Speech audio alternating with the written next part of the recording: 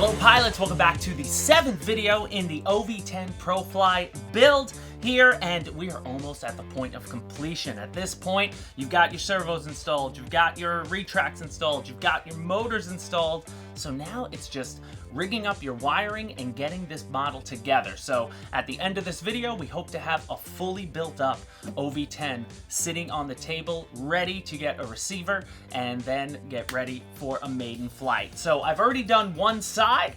As I do, it's just easier since this obviously has two booms. A lot of it is just repetitive. I left one side open, but you can see on the other side your finished product. One boom will be, all by itself in one section, and it's going to be a matter now of getting the elevator installed, cutting out some of the Oracoat, because it is Oracoat that is on these models, not Monocoat. Obviously doing your spinner and prop, which you would need a reamer, of course. Anybody doing any ARF kits, more than likely the shaft, if you're using these Admiral motors for an APC prop, I had to ream that out. I had to ream out, I've already pre-done it here, reamed out the back plate on the spinner. So those type of things, but that's last. First things first, what you're gonna have to do is let's go over to your boom. We'll do this again first. So we're gonna have to cut out a couple holes, so get yourself a fresh X-Acto knife and let's cut out the area where our elevator is going to go.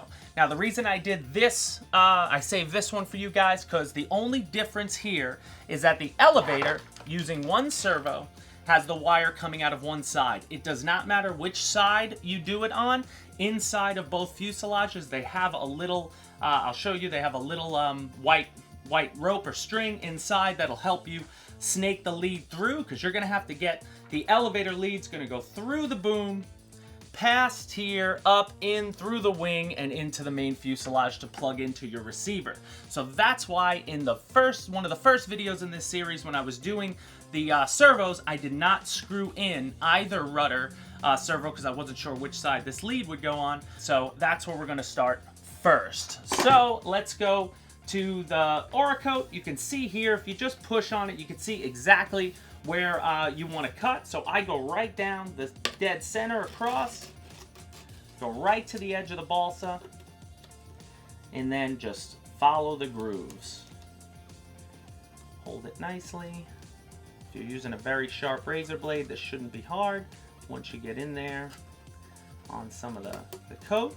And then I noticed on the other side, when I was doing a dry assembly, dry fit on the other side, I did have to just shave down some of the balsa to make it fit. So I did it with this X-Acto knife with a nice fresh blade. The balsa really came up pretty easily. That's why when you're cutting this off, you don't have to be perfect. I just don't like to cut off any, you don't want to cut off any extra because you don't want to see any balsa wood, obviously, on your model when you're done. So I leave a bit of a lip here because I'm going to press right over it when it goes in.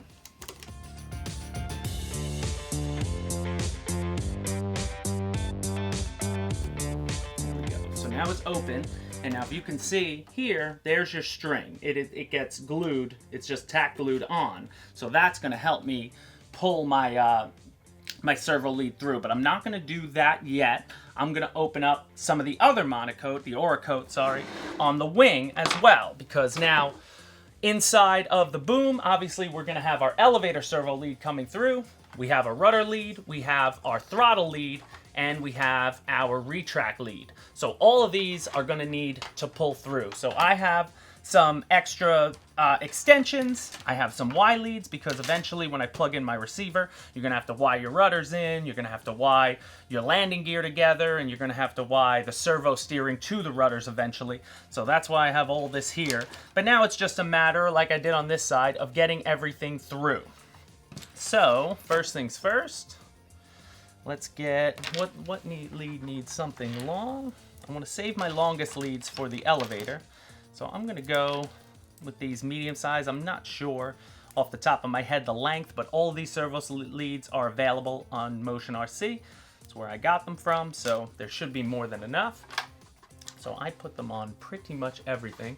So this is going to be my rudder lead, which actually, since this is coming this way, would probably be close based on what I'm looking at on the other side, but I'm going to put one of my smallest leads on the end here. I'd rather have more wire than less. So what I do attach it, then I like to put, like I did in the servo thing, put some tape across any connection, just so when you're pulling it through, it doesn't pull out or anything like that, because that could always be annoying when you're trying to snake things through. So just give it a little tape on, and then I also like to label what I've got. So when I'm doing my receiver, plugging it in at the end, I know which is which. So let me find a pencil. There it is. We said this is my rudder, so I'm just gonna write R and R on both sides. Good. Now my retract lead is the shortest based on the X-Wave retracts, so I'm gonna give myself a longer lead for this one.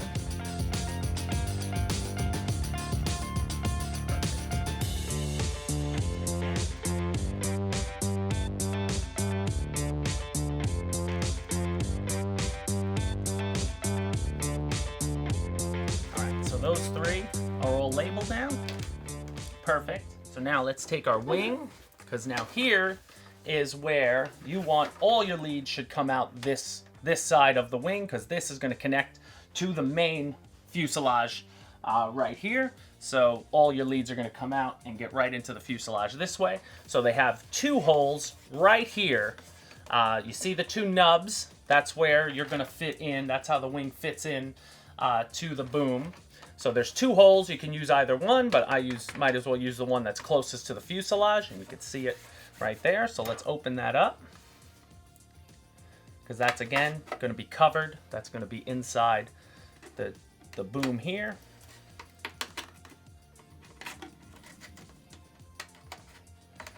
And this certainly doesn't have to be perfect.